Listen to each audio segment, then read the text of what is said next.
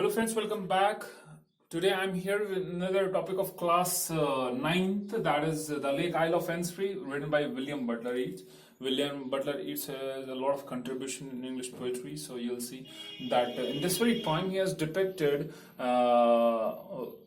nature. He has given us the aspect of nature, the beauty of nature in it, and he provides a kind of a glimpse that how a human can feel soothing, or we can say peace in nature. So we'll start with critical appreciation.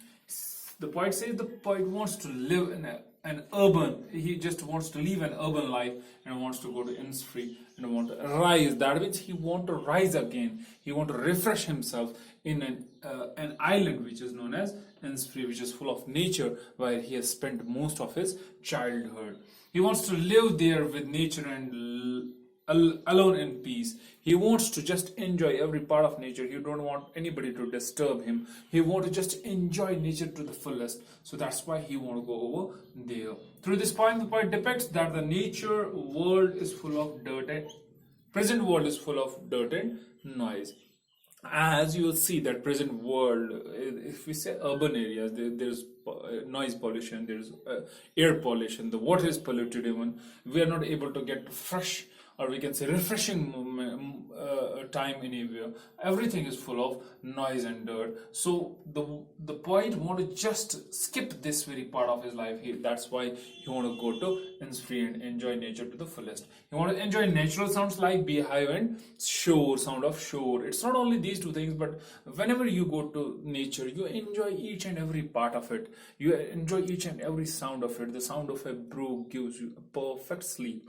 You are able to enjoy that sound of brook, the gurgle of water, and you'll see that how this water gives you a soothing atmosphere during night as well.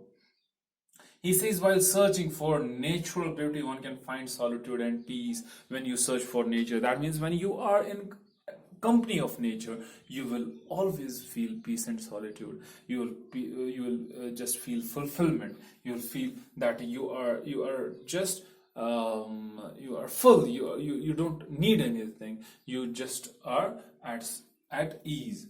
So Innisfree is a place where Yeats spent a time as a child, and these memories remained in his life for a longer period of time. But I can say for his whole life, these memories remained there, because he has spent his childhood over there in this very island, which is a very little island, Innisfree, and he has spent that time of very precious time of his life, and you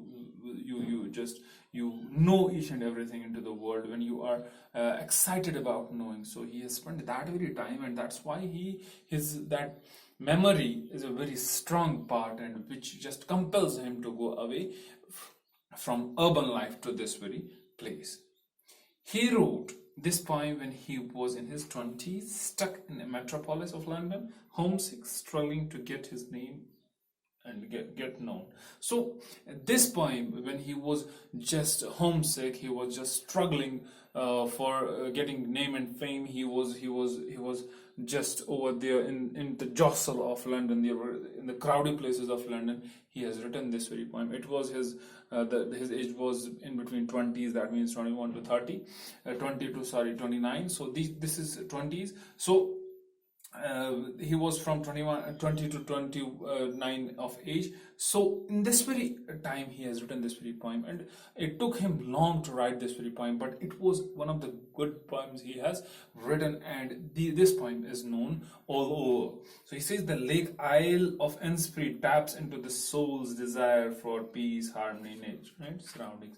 This poem, this tells us how a soul, a human soul, how he desires, how he or she desires for peace, for harmony, or for natural sounds. That means each and every human being needs this. Each and every human being just don't need, but wants it in his life. He wants peace and harmony. He wants that this world should be peaceful. But usually in areas which are urban, we are not able to get that peaceful life.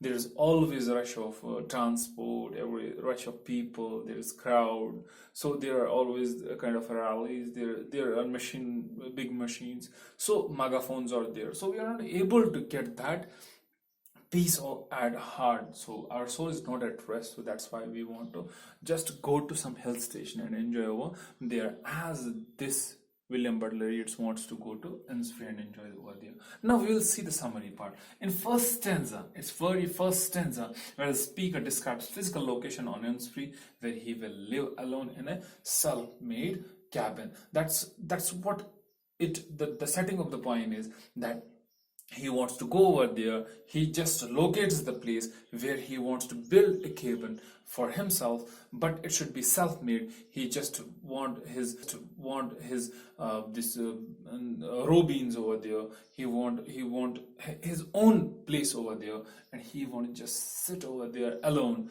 on the shore and listen to the sound of waves. In second stanza, all the qualities of this new life are stated. Speaker needs peace, the pace of life will be slower, nature will take over.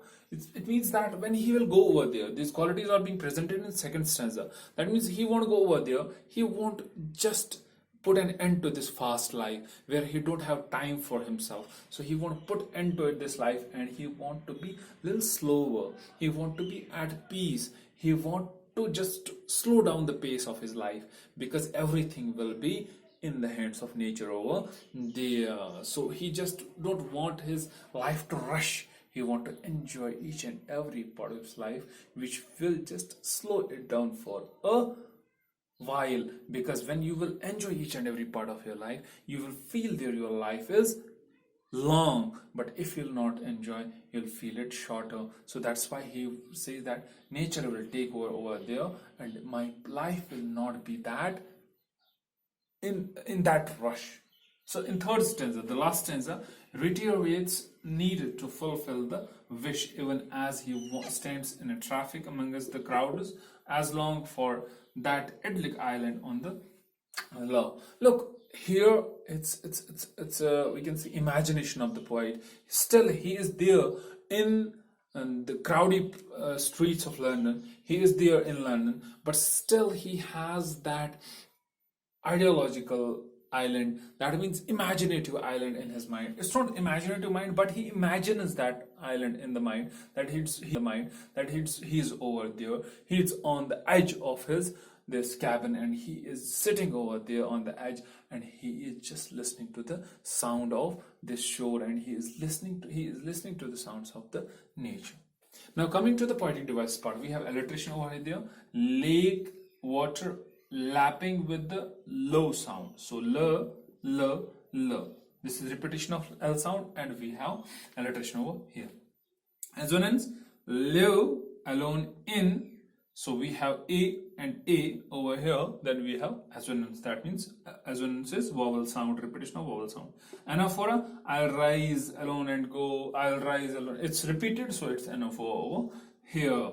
Repetition, B is repeated, the word B is repeated, the word peace is repeated. So we have a repetition as well. So that was all in this very poem. I hope that I have covered everything. So if I've skipped anything, you can just get that thing from me. You can chat it with me, and you can chat on WhatsApp group, and you can know what things are there which you want in your life, which you want in this very poem as well. So you can just analyze it again, you can just write about it again. So that was all on my part. Hope you like this very video. Thank you very much.